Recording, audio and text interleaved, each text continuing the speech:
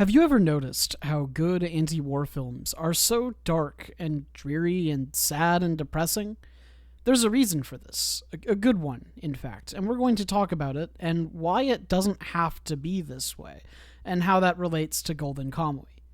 The recent All Quiet in the Western Front is a World War I film that really shows exactly what I'm talking about, and honestly, I couldn't ask for a better and more recent line of comparison.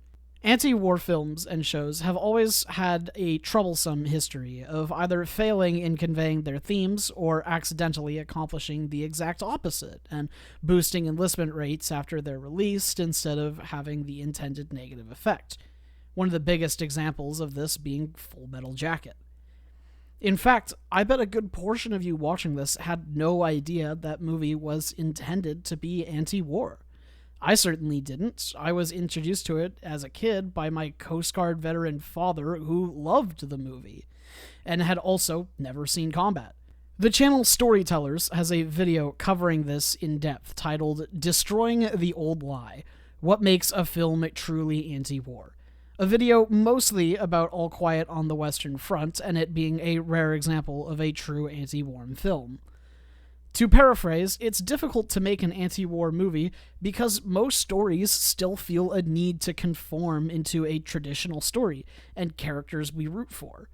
Often in these movies, for all the gritty horror they try to show the audience, the war story still ends with a victory, a moral win that insinuates that the sacrifice was worth something, and that there is honor to be found in war.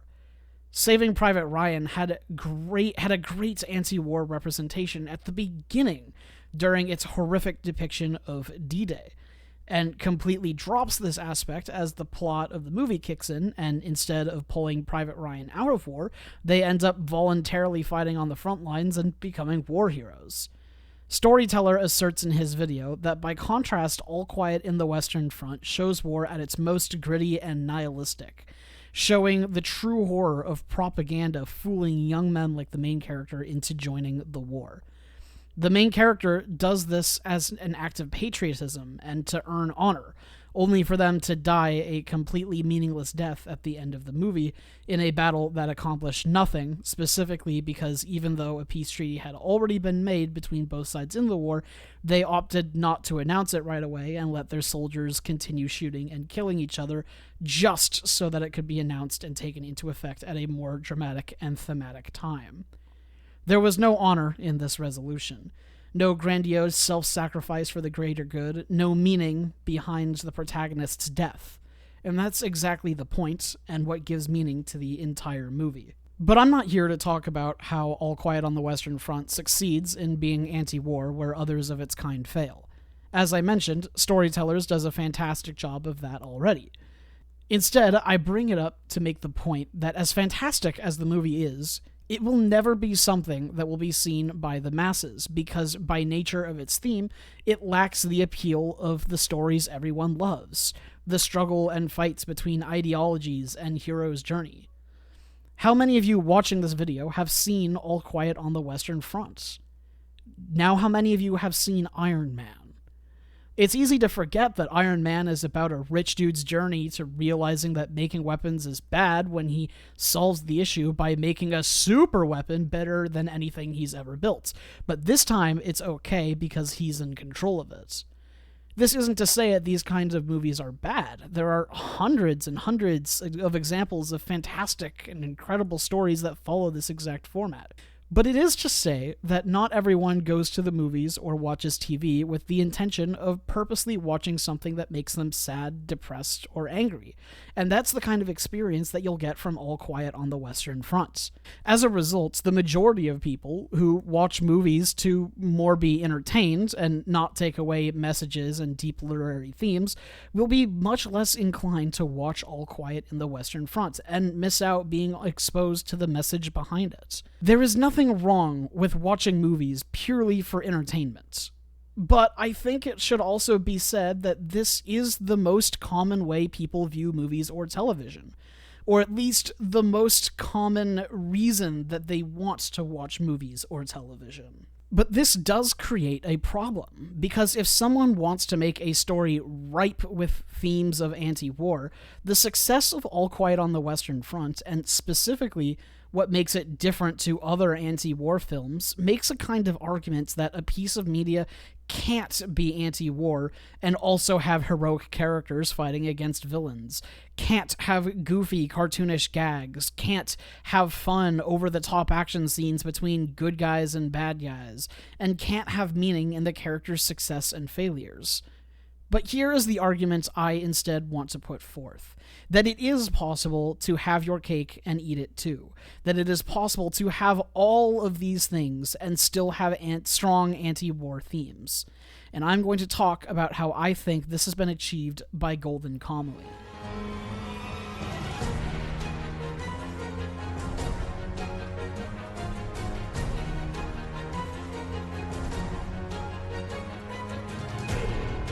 Golden Kamuy is my favorite anime.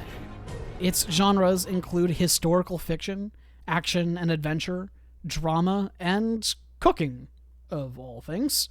It is equal parts comedy and dark, serious subject matter, and has little issue switching between the two on a dime. It's not uncommon to have something dark, like a serial killer obsessed with human taxidermy and leatherworking. He's under pressure because it has been discovered that he made a glove out of human hands and left it at a crime scene. Only to suddenly have that same character be a runway model showing off all the flesh suits he's made, as though it's the future of fashion. This is played totally for laughs, despite how horrific the idea of this actually is. It's the kind of show where you're watching the protagonist be mutilated and tortured, and after they escape, it immediately cuts to them shooting the horse that they used to escape, and using the meat to make a version of local cuisine. This scene is wholesome, and used to connect the main cast to each other's uniquely different cultures, and it's full of comedy. And the contrast with the scene directly before it is so bizarre.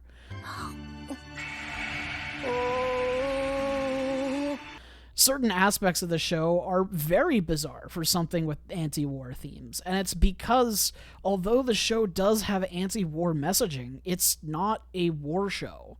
So let's talk about the premise and what the show is actually about. Golden Kamuy takes place a few years after the Russo-Japanese War in the very early 1900s, but the very first thing that we, the audience, are shown is a flashback showing a glimpse of the Battle of 203 Meter Hill during the Siege of Port Arthur, the bloodiest part of the war. Our protagonist we are introduced to is Sugimoto, a Japanese soldier who is being ordered to take part in what is essentially a suicide charge up the hill, running into Russian machine gun fire and howitzer artillery bombardment in an effort to raid their trenches and take the hill. Sugimoto has resolved to do whatever it takes to survive and keep living, even if it means resulting to cannibalizing the Russians he kills. We see soldiers slaughtered against the Russian meat grinder, and during this battle, Sugimoto receives several gunshots, cuts, and other such injuries, but through sheer force of will and adrenaline, makes it into the Russian trenches where he proceeds to fight like a wild animal, stabbing and beating everyone he sees in close combat, and even gorging someone's eyes out. Or gouging. Gouging, I think. Gouging! He survives to see a Japanese victory to the battle, and became famous for his resilience, ferocity, and furious vitality and will to live. He became a well-known war hero titled Sugimoto the Immortal. However, despite this, we cut back to the present and find that, much like every other soldier, he has no money and is struggling to pan for gold in the mountains and rivers of Hokkaido to make ends meet. The war is over, and despite accomplishing so much, Sugimoto has nothing to show for it, and has nothing but lost friends, traumatic memories, and a body covered in old wounds and scars. It's here that Sugimoto's drunk gold-panning companion offers him a story about gold, since they were obviously on the subject. Several years ago, during the height of the gold rush that happened in Hokkaido, an obscenely large amount of gold was amassed by the local Ainu population, the indigenous tribes of northern Japan, apparently with the intention of funding a war against the Japanese for independence. Somebody kills the owners of this hoard of gold and hid it away shortly before he was captured and imprisoned by the Japanese at their highest security prison, Abashiri, which houses some of the most dangerous criminals in Japan. His captors proceeded to interrogate him on the whereabouts of the gold. This man, Naparabo, told them nothing, but instead tattooed a code onto 24 of his fellow inmates that would lead to the gold if they were all used together. This resulted in the government attempting to transport these prisoners and accidentally providing them an opportunity to escape during the transit. The prisoners scattered all over the rest of the country, never to be seen again. The reason of why Naparabo even made this plan in this first place is a total mystery, as they still can't get him to crack to this day. At first, Sugimoto understandably thinks this a fairy tale, but is forced to accept its validity when it turns out that his companion is one such tattooed prisoner. This revelation came about as a result of him trying to kill Sugimoto upon sobering up and realizing he had said too much. Sugimoto then has an encounter with a hostile bear trying to eat the prisoner's corpse.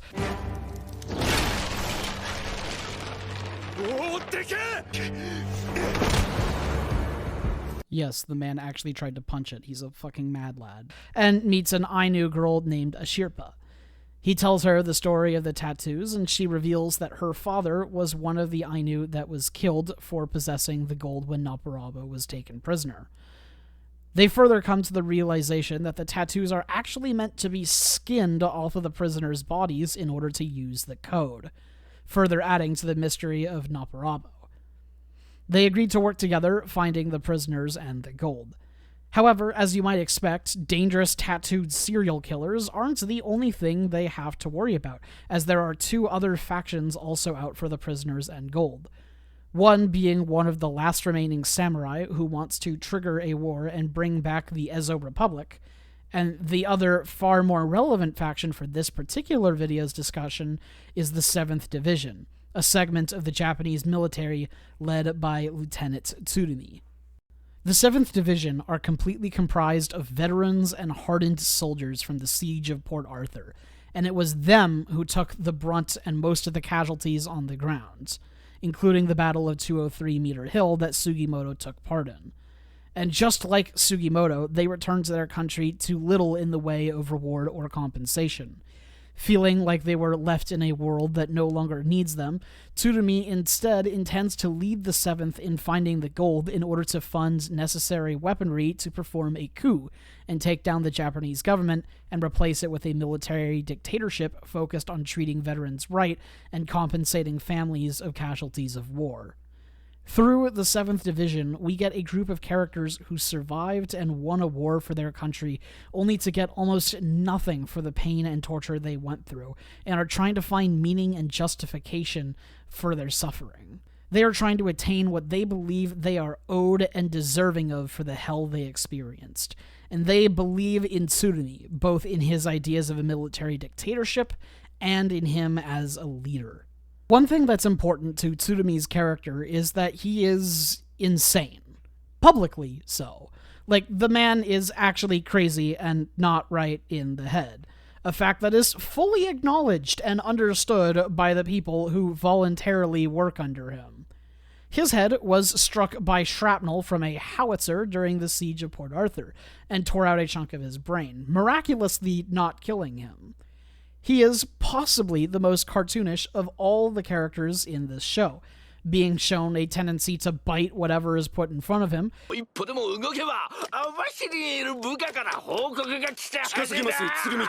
acting out in bizarre and funny ways, and other such radical craziness behaviors. Despite being a military dictator villain, he is often the comic relief, a bizarre combination. He is essentially an early 1900s version of the Joker put in a powerful militaristic role. However, the show does something amazing with Tsurumi's character. Through Tsurumi, the show has the opportunity and ability to justify any amount of ridiculous chaos and questionable decisions and tactics.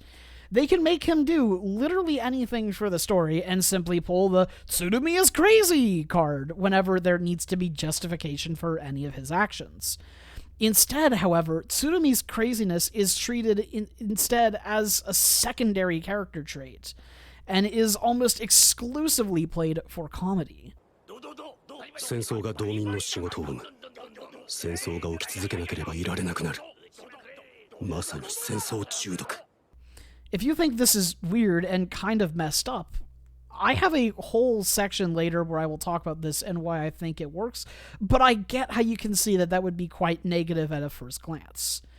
You see, however, the thing about Tsurumi is that despite his insanity, he is shockingly aware and intelligent. He is sharp and picks up on small details and changing and evolving situations, and he draws logical conclusions from what he observes extremely quickly. Although often brutal in his methods, he is highly competent at what he does, even when he's seen doing stuff like this in his free time. 二階堂、貴様に素敵なお客様がお見えだ。え？お客さん？誰なの？どうぞお入りください。誰？この人。誰？ねえ、誰なの？怖いよ。誰だお前。あっち行け。いやー、君が二階堂くんだね。 We never find out who that was, by the way. It's just some random creepy lady. The other core part of Tsurumi is that he is incredibly loyal to his troops. He listens to them, sympathizes with them, does gestures for them, understands them on a personal level. He is a very boots-on-the-ground leader and is always with them on the front lines.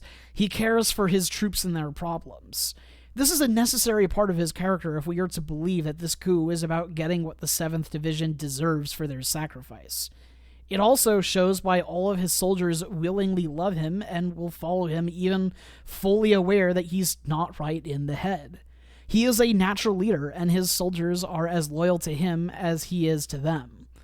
His first face-to-face interaction with Sugimoto, after having just caught him poking for information on prisoners, was to legitimately offer Sugimoto a job working for him in the 7th, because Tsurumi sees Sugimoto as a fellow victim of war, a hero who got none of what he deserved.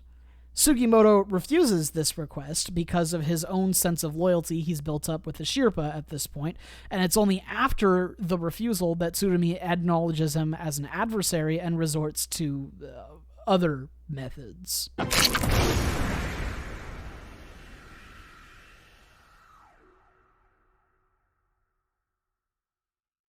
Now, I should mention that this particular stabbing was actually done before the request to work for him and was basically used as a bizarre way of confirming Sugimoto's identity.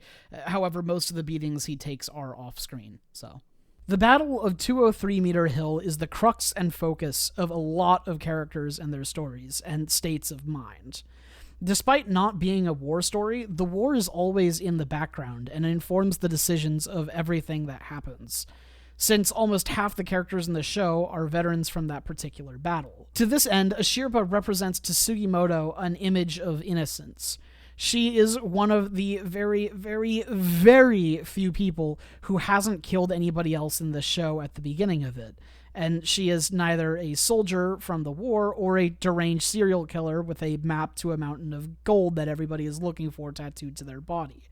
And Sugimoto makes an active effort to keep her apart from the darker and more gory aspects of their quest together. A Sherpa isn't unaware of what he is doing and what those darker aspects are and can be, but gratefully accepts the gesture regardless, in ways like letting him be the one to skin the criminals they find.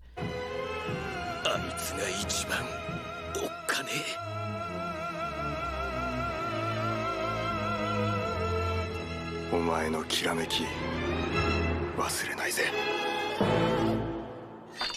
She also makes sure to draw a line and comment when Sugimoto is treating her too much like a child, which is good. So now that we have a basic understanding of the plot and the characters at topic for today's discussion, we can continue with, well, the discussion. About halfway through the second season comes a pair of episodes that completely reshaped my understanding of Golden Kamuy and inspired me to make this video. Up until this episode, I had looked at Golden Kamuy as a fun action-adventure treasure hunt with likable, well-written characters and equally fantastical and realistic action scenes. And side tangent, the action in the show is really fun. Here, just watch this.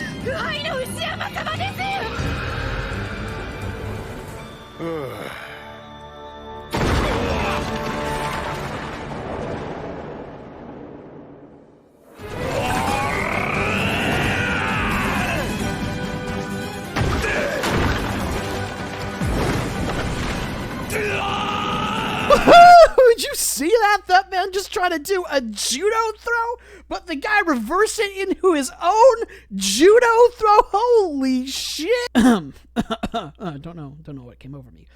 Anyways, this is how I had seen the show up until now, until season 2, episodes 5 and 6. In episode 5, Sugimoto and Ashirpa are separated from the rest of the group and forced to take refuge in shelter from a wind by climbing inside the gutted carcass of a deer they just shot in order to stay warm, and they're forced to stay here for the night. During this refuge, they discuss Sugimoto's time in the war. Sugimoto says here that just in order to survive and stay sane mentally, he and all the other soldiers on the battlefield had to convince themselves that the enemies they were facing in battle weren't human, that they were unambiguously evil and didn't deserve pity, and that they needed to do that in order to be able to kill them and survive. War changes people, and Sugimoto relays to Ashirpa here that he and probably everyone else who survived that battle are no longer the same person that they were before, that they've gone a deep mental change due to the trauma they were all forced to suffer through, and that some soldiers were never able to turn this forced mindset they self-induced off, and are still eternally on the battlefield mentally, even if physically they are far, far away. As Sugimoto says this, we see images of all the various characters in the cast originating from this battle, including Lieutenant Tsurumi. Sugimoto laments that he's not sure if he can go back to who he was before the war. Okay, this is going to sound weird, but trust me, this is actually going somewhere. The conversation is interrupted by Ashirpa snacking on the liver of the deer carcass that they are hiding in, and the conversation topic suddenly turns to some of their favorite foods. Food is a commonplace topic in Golden Kamuy, and around 5 minutes are taken out of every single episode in order to talk about food or show food or cultural recipes, or just to watch our cast partake in meals together. There's actually a lot done in Golden Kamuy thematically using food, and honestly, it deserves its own video. Subscribe, hint, hint, nudge, nudge. And while this particular video isn't about food, it will be talked about in this discussion. Sugimoto mentions one of his favorite foods, and one he hasn't eaten in a long time, is dried persimmons, a local snack to where he grew up. Ashirpa, having never heard of them, asks for details.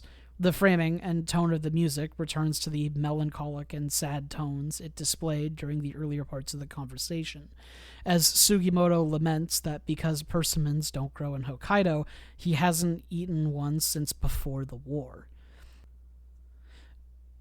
Ashirpa asks Sugimoto, perhaps naively and absolutely sleepily, if eating a dried persimmon would turn Sugimoto back into who he was before the war.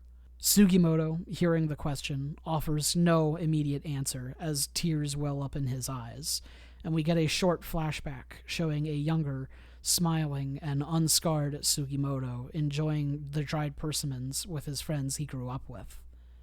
Due to previous episodes, we are a fact that one of the two people shown in this cutscene died in the Battle of 203 Meter Hill next to Sugimoto, and the other person is his now widow, who is currently rapidly losing her eyesight. Back in the present, Sugimoto covers his face to hide his crying, and Ashirpa sleepily asks that after the plot of the show is over, he can take her to his hometown so she can dry dried persimmons. And then the episode ends and goes to credits. This scene is beautiful, and it's actually what inspired me to make this video. The symbolism is very on the nose, but that doesn't make it any less meaningful. This show does so much with this single conversation, and I wish to talk about them all one at a time. Firstly, in this moment, when Tsurumi is shown as Sugimoto discusses how people weren't able to go back to who they were, the show subtly asks you to rethink how you've seen Tsurumi up to this point. Up until, and often even after this scene, Tsurumi's characteristic insanity and tendency to bite whoever's in front of him, while deeply entrenched in character defining, has been played for laughs. In fact, there has not been a single time up to this point that Tsurumi's insanity has directly impacted the plot. It certainly adds a zany and fun flair to everything he does and defines his overall mannerisms and demeanor, but every single decision and tactical choice has been made because it was the smart and intelligent thing to do. Tsurumi makes a deal with Edogai, the murderer taxidermist, to make forgery prisoner tattoo skins and circulate them to cause chaos among the other factions. He does this by intentionally and intelligently manipulating Edogai and coming to him from a place of acceptance for his human leatherworking tendencies and acknowledgement of his skill and passion for the craft, in essence seducing him. He just so happens to do it with his personal brand of crazy at the forefront in such a bizarre way that results in Edogai posing as a psychotic runway model wearing flesh suits to show his talented Tsurumi, resulting in one of the funniest but most disturbing scenes up until that point. 時代の最先端だよ、エドガイ君。もっと見たい。エドガイ君の素敵な衣装をもっと見たいよ。猫ちゃんのように歩くんだ。ああ、かわいいかわいい。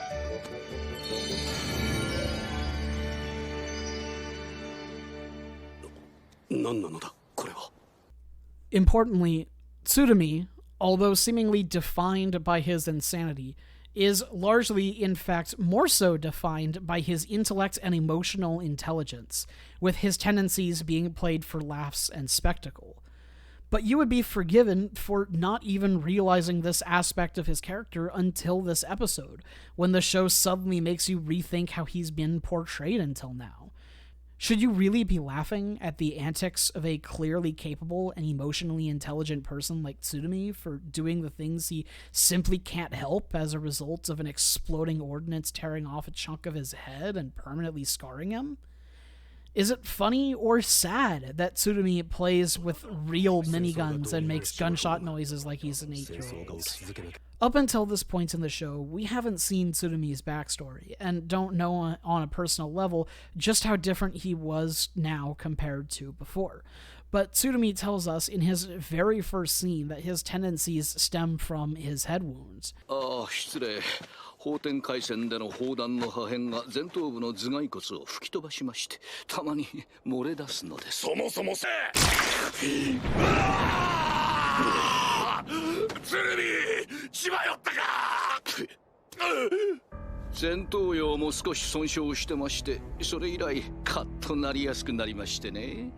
How fast did so many people immediately put this fact away in the closet after hearing about it and simply thought it an excuse to write a crazy, quirky villain? In the end, Tsurumi's craziness is still played for laughs even after this scene, but I think that just adds further meaning to this conversation. As a fun aside, I recently started rewatching the show with an online friend of mine named Lesbian Fisting, with an online buddy I call Les. We were just starting this episode, Season 2, Episode 5, and this was after I had written the first draft of the script. The beginning of the episode involves the main cast breaking into a military base to rescue one of their friends being held prisoner by the 7th Division. Tsurumi, who is away at another location, is notified by one of his subordinates that an important figure in the government and overall story to this point had shown up at the base requesting custody of the prisoner. This important figure is not actually there and is a member of the core cast in disguise. At this point, Les said to me, "Oh, I bet the plan will fail, but not because of the disguise. I think that Tsurumi will fall for the disguise, but the rug will be pulled on the plan because of something silly and impossible to plan for based on his craziness. Knowing what I had written as a script not 1 week prior, I smiled and kept my mouth shut and waited for the episode to play out before bringing that up again. It was extremely entertaining to hear. What actually happens is that Tsurumi knows immediately that it's a ruse because he's an intelligence officer and has spies working closely to the real officer that would have notified him immediately if the man had traveled anywhere, a fact that had been made known to us before. He then calls his soldiers in the base and informs them of the plot that's happening, and his characteristic craziness comes only in the form of him trying to speak into the phone while simultaneously biting the microphone.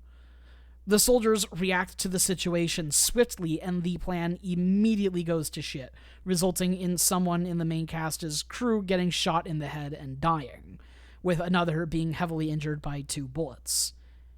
Then we get a crazy, fun action sequence as they try to make their escape.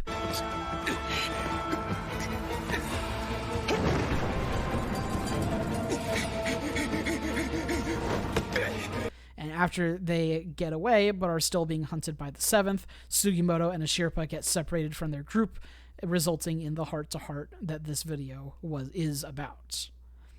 After the episode, after we had gone through the mental ordeal of that heavy scene, I revealed to Les that I had been working on a Golden Kamuy video essay, and that this episode was what inspired it, and how funny I had found his comments. I then asked him if there was a single point in any part of the show so far where Tsurumi's insanity had meaningfully affected the plot, and the sudden realization that he couldn't name one and the end of the scene giving context to that was such an entertaining oh shit moment for him, and completely changed his perspective of the character. Seeing it happen in real time to someone other than me was such a pure joy I cannot express, and is honestly the reason I enjoy a lot of reaction content on YouTube, assuming it's somebody who actually examines scenes. This completely transformed his viewing experience almost immediately in the following episode 6, which I will tackle in another video. Hint, hint, nudge, nudge, subscribe. At this point in my own viewing, I also started to look at every other soldier character we've met up to this point, and started recontextualizing their characteristics and actions. Private Ogata is a master marksman, and is one of the least affected characters by the siege of Port Arthur mentally, as he was already more or less sociopathic before the war, as we find out in Season 2, Episode 7. Anyways, at one point early in the show, he mentions that if the military had trained a troop of expert long-range marksmen such as himself, it would have severely lowered the casualties taken from the Japanese on 203 Meter Hill. In context of the episode it's in, this is in the middle of an action scene, and it's a brag from him meant to convey how large of a threat he is, how deadly and precise his gunplay is, and this is quickly moved on from. But after the context of this scene, doesn't it seem interesting that Ogata would choose to use this as an example to convey his skill and threat level? In perhaps any other show, this would instead be a brag about the incredible feats he's capable of. For example, their precision is legendary. The Yu-Yan can pin a fly to a tree from 100 yards away without killing it. What I first wrote off in my first time viewing as being a simple explanation of power level suddenly changes with this new context.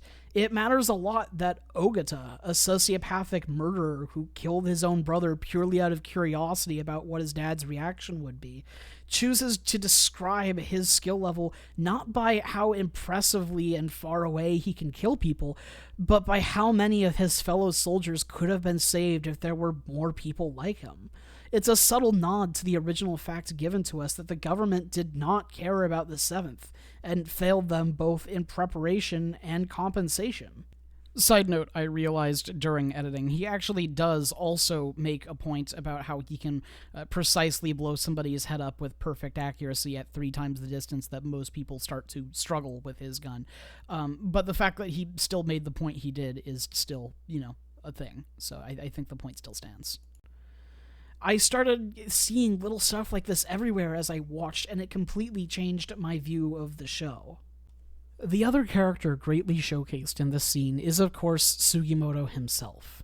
This conversation directly asks the question from Ishirpa whether Sugimoto, and by extension the rest of the soldier cast, can go back to who they were before the war. And we see that the persimmon represents Sugimoto's old way of life, as through it we see Sugimoto as he was before the war, without his scars. And this is further reinforced by the fact that he's not had one since he left for the war. A question of whether Sugimoto would go back to who he was if he ate one is a gut-wrenching one, because the show gives us an answer, albeit an unspoken one. The two characters we see in the flashback, other than Sugimoto, have both gone through changes from the war as well.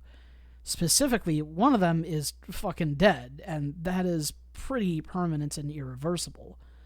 The other character, I think, however, presents perhaps a slight sliver of hope. She is the widow of Sugimoto's dead friend, and while she has never been to war, the death of her loved one in the war undoubtedly affected her. She is also losing vision and requires expensive surgery to potentially fix. This is actually the original reason Sugimoto went chasing after the gold, as his friend's dying words were a request to get his wife a surgery for her eyes, a last-ditch effort to make his wife have some prospect in life, because, as he states, nobody will take a blind widow into their care. This motivation has only scarcely been mentioned over the course of the show, as Sugimoto gains additional motivations attached to his growing loyalty and relationship with the Sherpa, but it's still there. I don't think it's a coincidence that the show frames her illness as though it started only after Sugimoto and his friend leave for war. After all, why would Sugimoto not know about it until this moment his friend asks him if it started happening before he left? As such, although not directly related, it can be thrown into the pile of changes that happened during that time period. And because of this, in my reading of Golden Kamuy, it presents a sliver of hope for Sugimoto.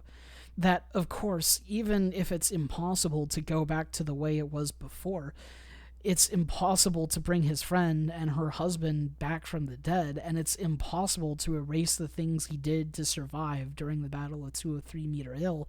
Progress can still be made. If he can earn enough money for her surgery, maybe he can heal himself too. He will always be covered in scars, both physically and mentally. But perhaps it's possible to heal regardless. Us, the audience, the show, and Sugimoto himself all know it's impossible to go back to who he was before. Dried persimmons will never taste the same again. Even through this possible positive outcome, it's important to express that this is still anti-war thematically. Nothing is gained from the war. The show only expresses that it might be possible to heal a fraction of the bad that came from it, indirectly or not. It's not directly related to the war in any way. No part of her blindness or the character's ability to fix it came as a result in the war. And that's important in keeping anti-war themes, that war isn't the answer. Capitalism is. Yay! After this conversation and episode, the credits started rolling, and for the first time, I felt compelled to watch the credit sequence that plays during every episode. I did this every episode for Season 1, but stopped during Season 2 because I simply didn't like the new song as much. But after watching this episode, I became transfixed with the show and kept watching, and realized that I really should have been paying more attention to it earlier just for its visuals alone, as it's just dripping with thematic messaging. It begins with a Sherpa holding out her hand as though it's pressed against something. Blue flashes pulse from her hand slowly in beat with the music. The camera changes and we see that she's pressing her hand to her father's chest, and the pulse is her feeling his heartbeat. The shot cuts to him disappearing from her life, and we are treated to this POV shot of a Sherpa looking at her now empty hand, showing a sense of loneliness and desire for companionship. Specifically with someone who has heart, you could say. We get a flash of the various tattoos across the screen to represent the passage of time and the beginning of her quest for the skins and the gold, and come back to her as she is standing before Sugimoto. She perhaps hesitantly, slowly puts her hands to his chest and feels the same blue pulses. She feels his heartbeat. Sugimoto is silent and unmoving during the sequence, and we can't see his eyes or face, a visual cue often used in animation to convey an inner struggle or a desire to not make eye contact. But even so, it's clear to a Sherpa and us at the audience that Sugimoto still has his heart, his humanity. There's room for him to heal through his relationship with a Sherpa. The sequence then ends with our characters looking towards Abashiri Prison, a place of extreme plot importance in the upcoming segment of the story, and has been built up to over the course of the entire show thus far, perhaps hinting we may get some answers to the many questions the show has proposed at that prison. I really wished I had noticed all of this symbolism earlier, but I suppose there could also be an argument that there was no better episode to notice such a thing than after this one, and that it means that this episode really did its job very, very well. I was originally planning on talking about the episode after this one, as it is the first ever piece of media to make me cry. And I've seen Marley and Me, but this video has gone on for an extremely long amount of time, and I think it has enough in it to get its own video entirely, so subscribe for that in the future. Despite this being my favorite series, I haven't actually finished it yet, due to the series having not completed. I am aware that I can read the manga, and I do plan to do just that, but because I started with the anime, I desire to finish it with the anime as well, and do not plan to read past where the show currently is, simply for consistency's sake. One of Golden Kamuy's central themes it explores is what happens after war, how people who fought in it get treated by others in society, how war changes you as a person, and what it takes, or whether it's even possible, to go back to who you were before. And it does all of this without sacrificing the fun action scenes and absurdist pass-out from laughter levels of humor, which is an incredible accomplishment.